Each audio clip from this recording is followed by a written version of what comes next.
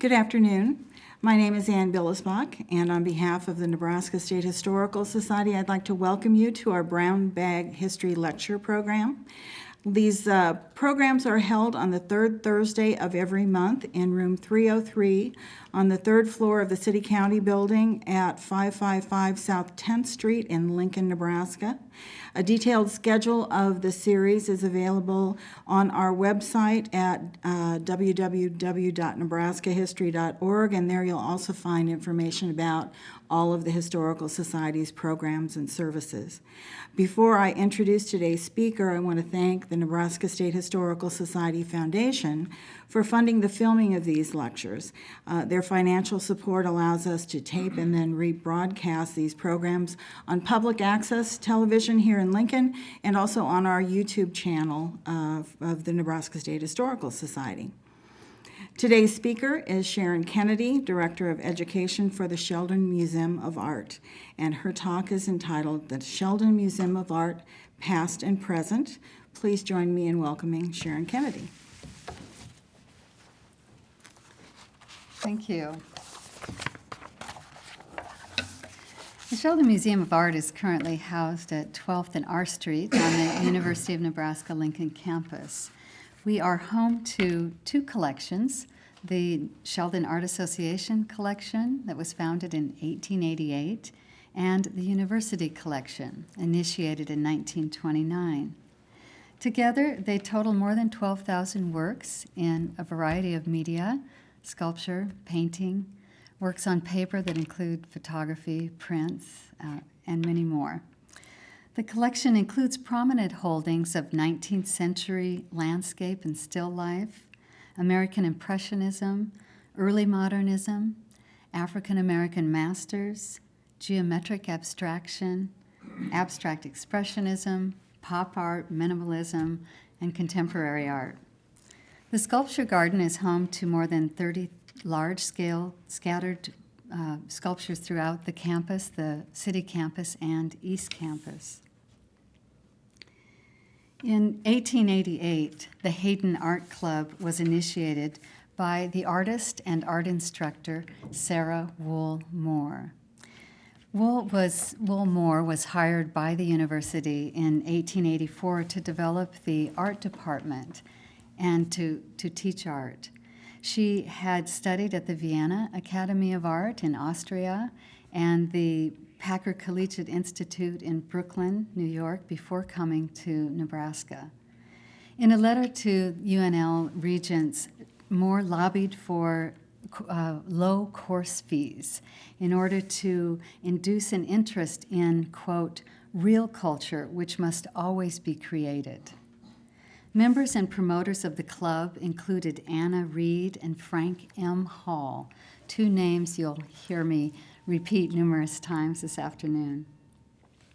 The objectives of the club were to study art, to form a collection, to acquire a suitable art museum, to encourage young artists, and to interest public school children, and finally, quote, to attract industry and keep abreast of a growing city.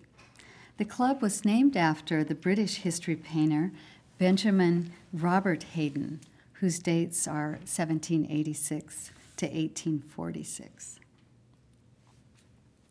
In its first year, the Hayden Art Club borrowed from the Metropolitan Museum of Art the biblical painting by German painter Karl von Pallady, 1826 to 1886, titled The Parable of the Wise and Foolish Virgins, and they charged admission for viewing. The admission fee was 50 cents, which in today's terms is about $12.50, so quite steep. This might be considered the first public exhibition of the Hayden Art Gallery. It was considered both a cultural and a financial success. A smaller version of this painting was later tracked down by an NAA trustee, and the piece was donated to the Sheldon by the owners of a famous restaurant in Baltimore called the Hosner's Restaurant. The donor was Francis Wilkes Hosner. And actually, this work hasn't had not been on view for a long time, but was recently in an exhibition titled Things Speak, so was on view not too long ago. The first home for the Hayden collection was the University Library Building, now known as Architecture Hall on UNL's campus. It is the oldest structure on the campus, and as you can see in the photograph, there was an additional structure on the right-hand side that's no longer there today. In 1900, the Nebraska Art Association was formed, replacing the Hayden Art Club. The University Board of Regents agreed to work with the NAA to show exhibitions for the benefit of students and the city, or the public. Frank M. Hall, born in 1852, became the first president. Hall was a founding attorney with Hall, Klein, Williams firm, now Klein, Williams, Wright, Johnson, and Oldfather, LLP. And this is his portrait, painted by Nicholas Brewer. It's in the Sheldon collection. His wife, Anna Reed Hall, was born in Nemaha County, Nebraska in 1857. She was a philanthropist and an artist in her own right. Together, the couple collected art. They were particularly interested in contemporary art of their time. And of course, that was a more affordable way to collect art as well. For advice, they consulted with Sarah Moore, who I mentioned earlier, and also a well-known American Impressionist artist who was a native of Nebraska by the name of Lawton Parker. Parker's dates are 1868 to 1954.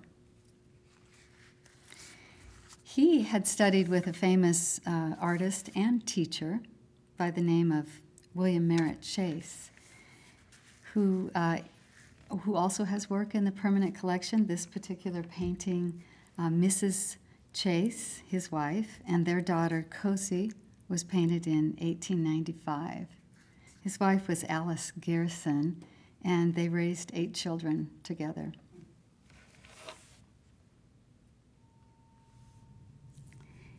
In 1927, Morrill Hall opened, and it's also known today as the University of Nebraska State Museum. I've heard it called Elephant Hall. But it became the home to the NAA collection. The 3rd and 4th floors were supposedly dedicated to exhibitions. However, according to Norman Geske, storage space was not suitable at all in this space.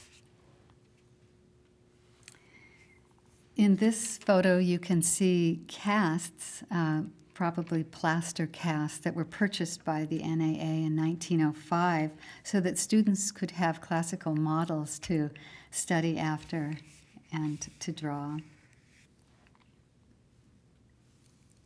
And this final photo of what I think is Morrill Hall is a space that would have been for study and observation, at kind of a clear story space.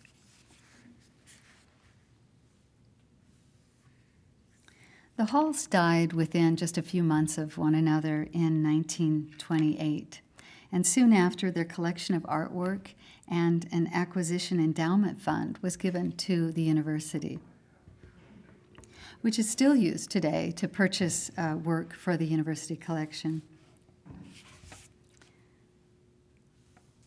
Robert Henry's adorable pink pinafore, dated 1926, is one of the examples of purchases that were made by Hall funds.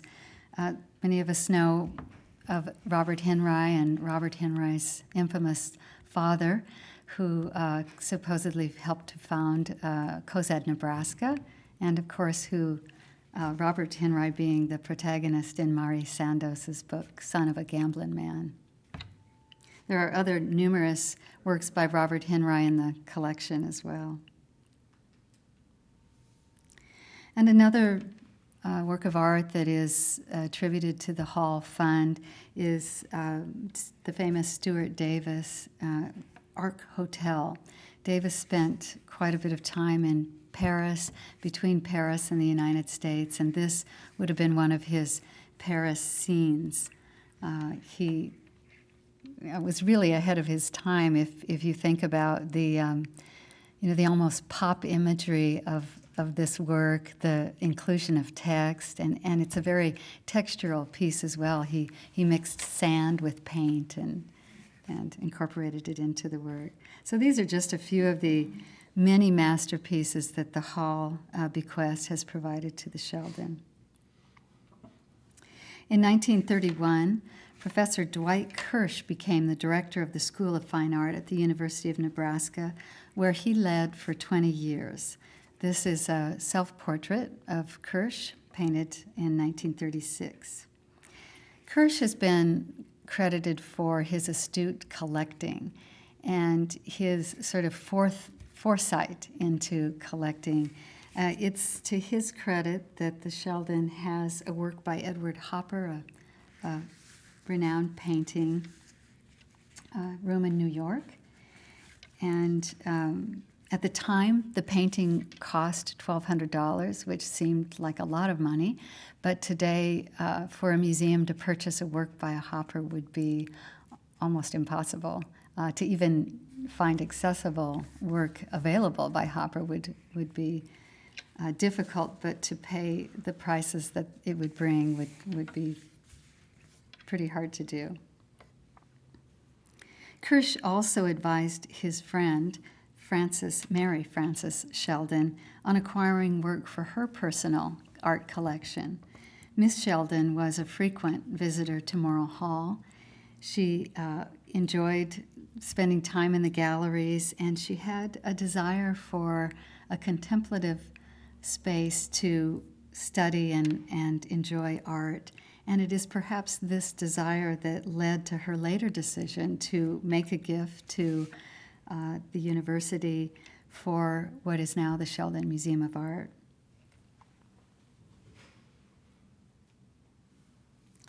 The Sheldon family home, where Mary Frances Sheldon would have lived for 50 years, still stands at 2525 N Street in Lincoln. In addition to contemplation and enjoyment, museums are primarily about education. Nellie Vance might be considered one of the collection's first educators. After overhearing a derogatory comment from a parent about the, quote, pictures, nothing but pictures, on the upper floors of Morrill Hall, Nellie Vance took it upon herself to start a traveling program to bring artwork across the state of Nebraska. And she lobbied with the university chancellor at the time, Chancellor Edgar A. Burnett, to circulate this artwork. And so in 1935, she loaded her Ford coupe and with art and art reproductions and took her first trip to Tecumseh, Nebraska. It was about 56 miles away. In those days, quite a ways. Here's another photo of what those outreach programs might have looked like.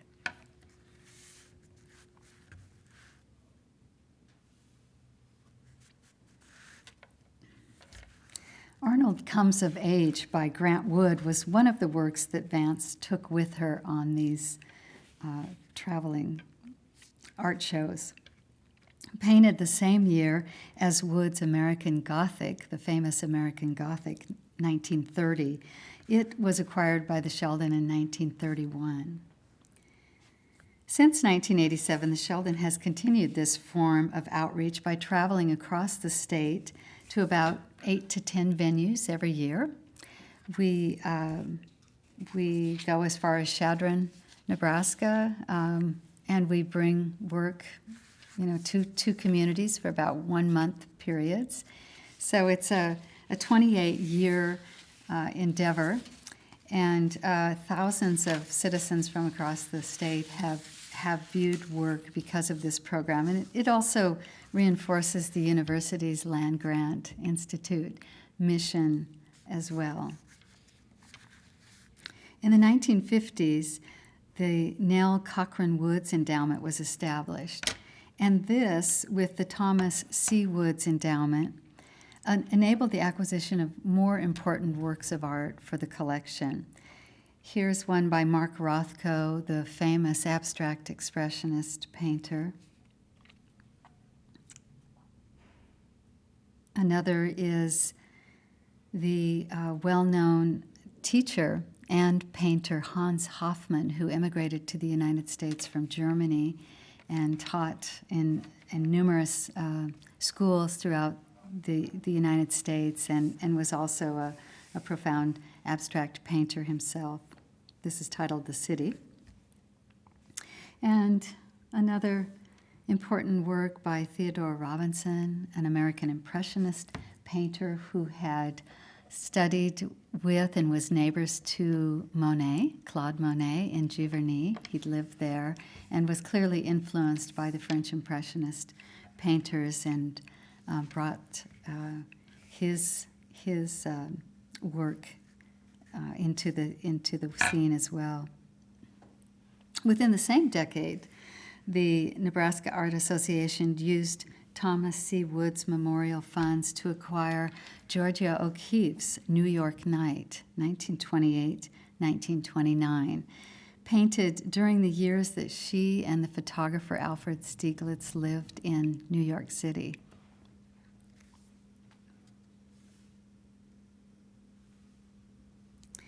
(1950) was also the year that Mary Frances Sheldon died, and bequeathed to the university her collection and almost $1 million to build an art gallery. She left it in the trust of her brother,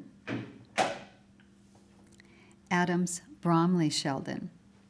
His dates are 1887 to 1957, and he was a landowner and also a lumber dealer from Lexington, Nebraska. He invested the money, and he added some of his own fortune, so that 7 years later, upon his death, his sister's estate had more than doubled, and he added well over $500,000 to the museum building fund.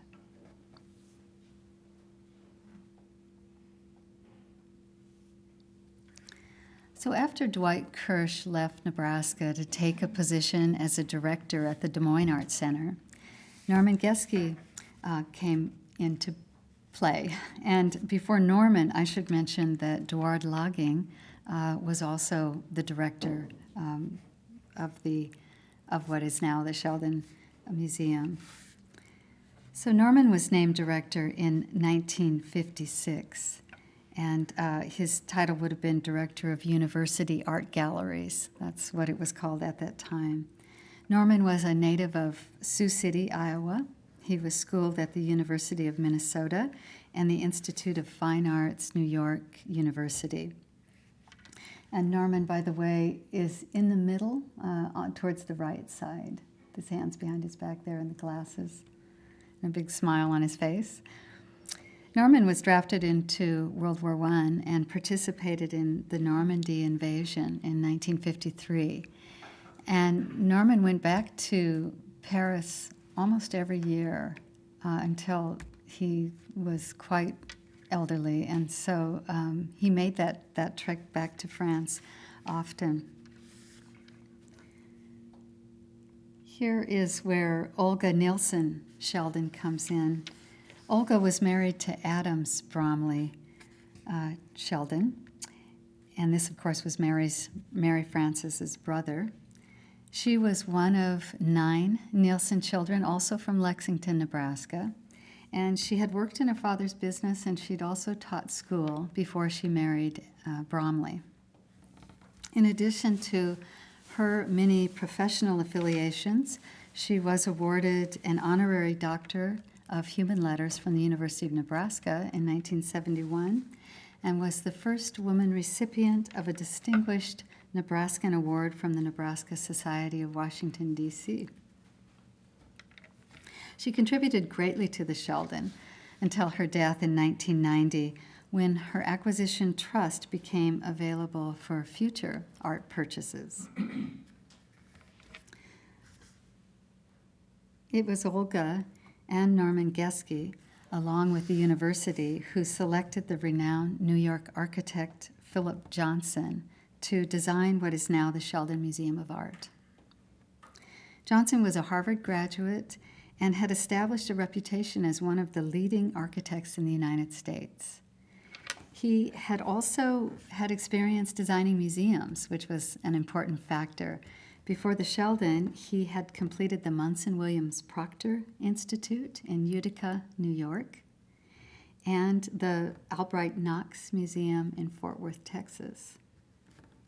Norman was quoted as saying that, quote, Johnson was a wonderful salesman, polished, suave, humorous, and persuasive. Johnson invited Geske and Olga Sheldon to openings at his 2 new museums, as well as dinners at his glass house on his New Canaan estate in Connecticut, and to the Four Seasons restaurant in New York in the company of the Museum of Modern Art director Alfred Barr. He had quite a reputation at the time.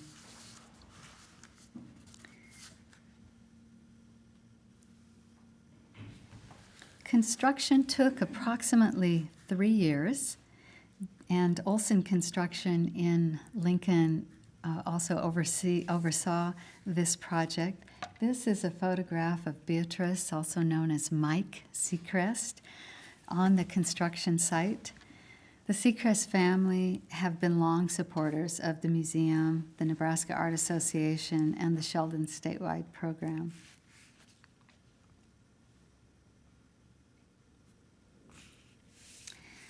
Travertine for the building was quarried from the flat plains in Italy rather than the mountainous regions.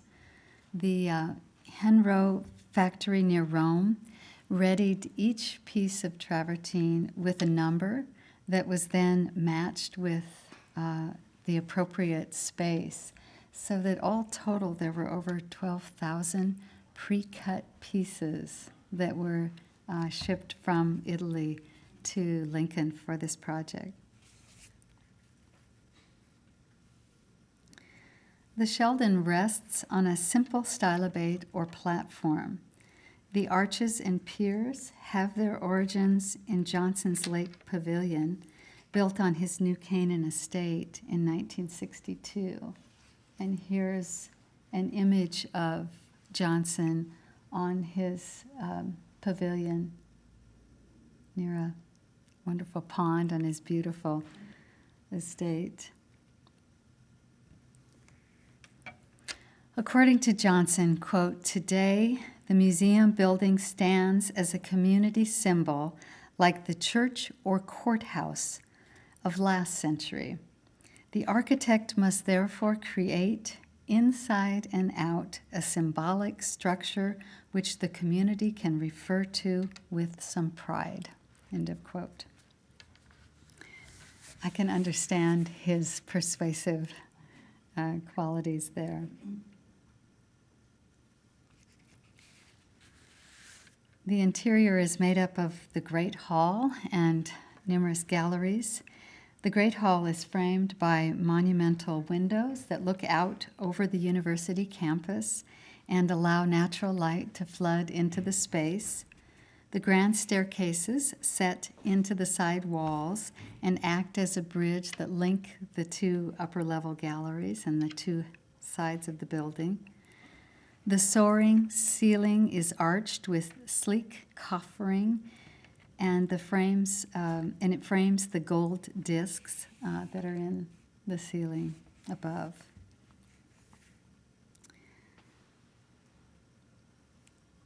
The building was dedicated on May 16th, 1963, and this is a story that would have come out in the Omaha World Herald, the Sunday World Herald, the Midlands magazine. That's Norman on the staircase holding a Ralston Crawford painting that looks like it's about ready to be hung. I think the painting is titled New Orleans, number 5. It's also in the collection. There was a lot of wonderful publicity that came about statewide and nationally when the building was open. This is just one of very few. One of the most beloved sculptures in the collection is Princess X by the famous Romanian sculptor Constantine Brancusi. It was personally selected and purchased by Olga Sheldon from the Stamfli Gallery in New York City as a memorial to her late husband. Her handwritten note on Hotel Edison stationery in New York reads like this: Saturday a.m., 7:30. Mr. Geske, will you please see Mr. Stamfli to ask for a hold on that Brancusi? I really believe it is the memorial piece I've been searching for, but I need to check on some details at home before final decision. Have a good day. Looks rainy now. Olga Sheldon. And this is a photo of Olga at a cornerstone placement of the new building with the Nebraska Art Association president, Fred Wells, and the University Regents president, Clarence Swanson.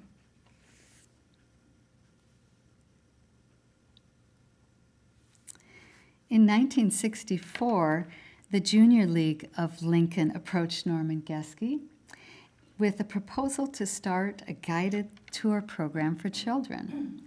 The project committee was chaired by Lorraine Roman. This is another family of tremendous generosity to the collection and the future museum. And the docent in the photo is Nancy Dawson, who has been a docent at the Sheldon for more than 40 years. And coincidentally, I was sitting in my office this morning and I could hear her giving a tour outside my door. So she is still very active. It's a very dedicated group of people who give these tours. So it was underway then, in the following year, with 17 league members serving as docents to the Lincoln Public Schools 6th grade students. Soon after, the first art educator was hired with support from the Junior League. And as I mentioned, this program continues. It is more than 50 years old. The Sheldon docents have provided approximately 25,000 tours to Lincoln Public Schools 4th, 5th, and 6th grade students. It is part of the Lincoln Public Schools curriculum to visit the Sheldon. In 1986, Sheldon appeared on the international map when Norman Geske was invited to curate the exhibition at the American Pavilion for the 1968 Venice Biennale. This is a photo I like to consider Norman's entourage. And I have another photo of the group with the city in the background. Norman also initiated the Sheldon Sculpture Garden in 1970 and 71, and the Sheldon Film Theater, which was begun by Danny Lee Laidley. Today it's known as the Mary Reet Moross Media Arts Center, and it's housed in its own building on the university campus not far from the Sheldon. He also developed the Nebraska Blakelock Inventory of Works by the artist Ralph Blakelock, and provided much of the art historical research. In 1973, Norman helped develop the I-80 sculpture project that was launched with the assistance of Art Thompson and many others. This was a project to place sculpture at the rest areas along the interstate to create the longest sculpture, you might say sculpture garden, sculpture park in the state.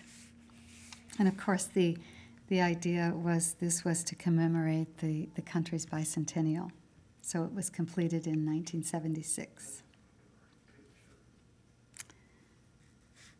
So Norman felt that his biggest achievement was the development of the art collection.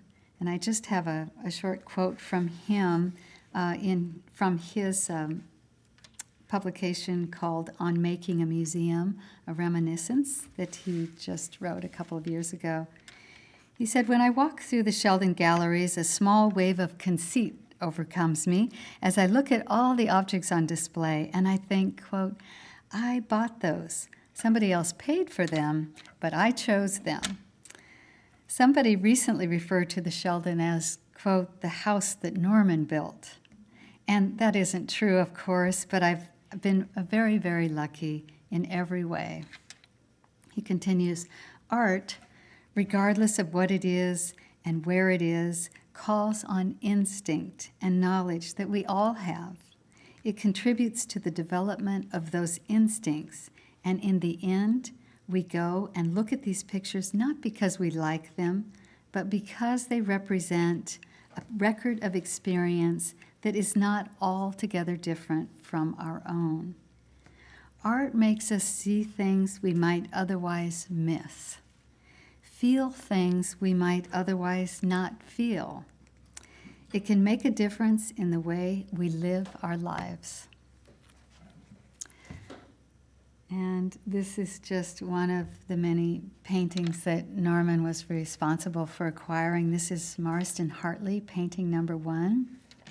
Hartley painted this in Berlin in 1913, and it recently returned to Berlin for an exhibition at the National Gallery. And it truly is one of the first abstract paintings, so it's quite significant. Norman retired in 1983, and he died just last year in September at the age of 98. He is fondly remembered and highly regarded for his countless contributions. Upon Norman's retirement, George Newbert was hired as director in 1983. He had previously served as the Associate Director of Art for the San Francisco Museum of Modern Art in California. And during his tenure, he acquired a very important painting, an early painting by the famous abstract drip painter Jackson Pollock. As you can see, this is one of the earlier works, so it doesn't have those features, but it's important nonetheless. It dates to between 1938 and 1941. And he's also responsible for expanding on that sculpture garden that Norman started. Large works include this important piece by Richard Serra, Greenpoint, David Smith, Superstructure on 4, Tony Smith's animated Willie that sits just outside the Glencorf School of Music and seems to be popular with students on campus, and none other than Mark de Souvero's Old Glory. George Newbert retired in 1999 to take a position at the San Antonio Museum of Art. The importance of the private collector, the individual citizen who has a passion for art, has made a big difference in building and making Sheldon a premier art museum. This is Lillian Westcott Hale's Zephy in Bed, or now called The Convalescent, painted in 1912, that is a favorite of many visitors to the museum. And Theodore Wendell's painting in 1886 of Girl with Turkeys in Giverny is also quite popular. They're both part of the American Impressionist collection, and they are thanks to the generous patrons, Lincoln's Kai Roman family.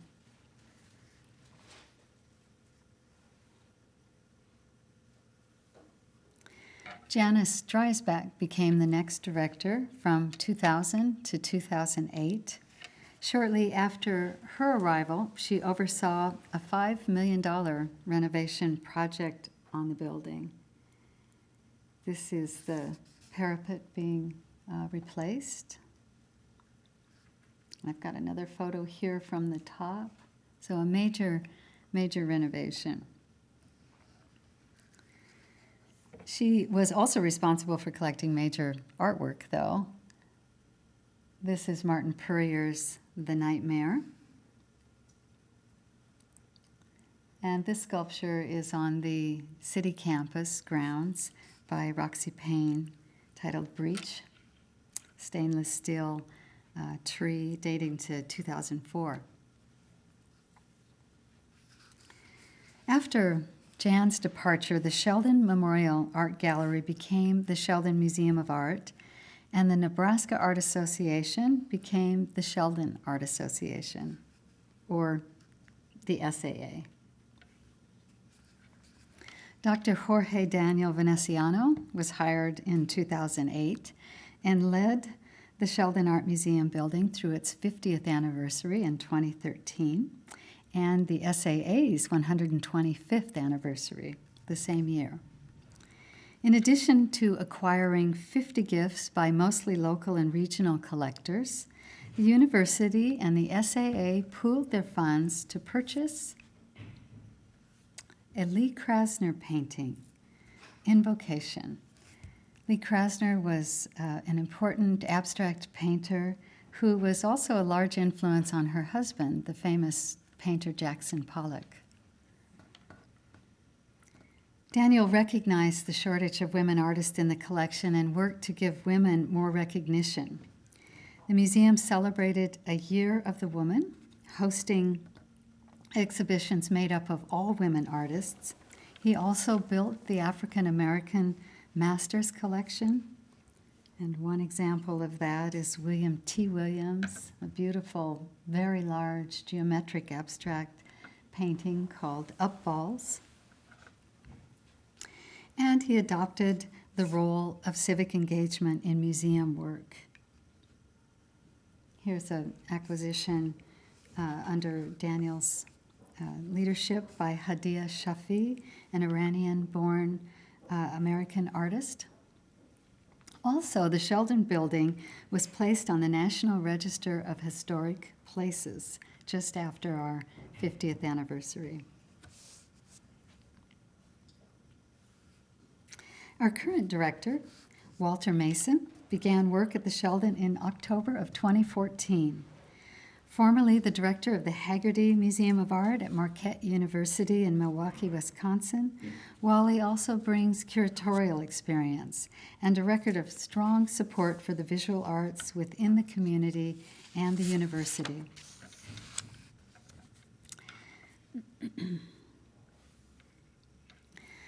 The vision statement of the Sheldon Museum of Art is really not all that different from the one that was established by the Hayden Art Club 127 years ago. The museum building that the members sought has been built, but like the Hayden, the Sheldon continues to build an art collection of international distinction, to become a leader in education, to interrelate the arts and the humanities, to serve as a hub of thriving social activity surrounding arts and humanities, and to advance critical and creative thinking, and finally, to enhance the quality of life throughout the university, the community, and the region. Thank you. Thank you. Yes. I am happy to take questions.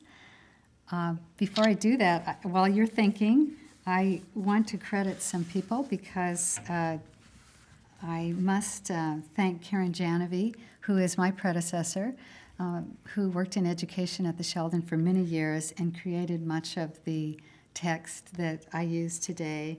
I also must thank Lonnie Pearson Dunbar, who has written histories of the Sheldon, Dr. Stuart Embury, of course Norman Geske, and Fred Wells, the former NAA president, who also wrote a history of the Sheldon. So those people, and many more, must be recognized. So now, may I take a question or two? Happy to, yes. I have a curiosity. The picture you said, or the painting, not a Okay. picture. The painting you said that we couldn't afford, how much do you figure it's worth? Oh my goodness. I hate to even venture, but I can say well into the millions. The question was, how much would that Edward Hopper cost today? And I honestly couldn't say, but I could say that, it's a lot and easily into the $1 million and not affordable. Other questions? Yes, Anne. It seems to me that Sheldon more recently has been doing really creative things and really important work in reaching out to new communities in Nebraska and especially in Lincoln. Do you want to talk about kind of how maybe your outreach has evolved? Sure. Well, I would say I must credit Daniel Veneciano, our former director, for providing the vision to be a civic-minded museum. And he encouraged us to keep this in mind as we were doing curatorial projects and as we were developing programming.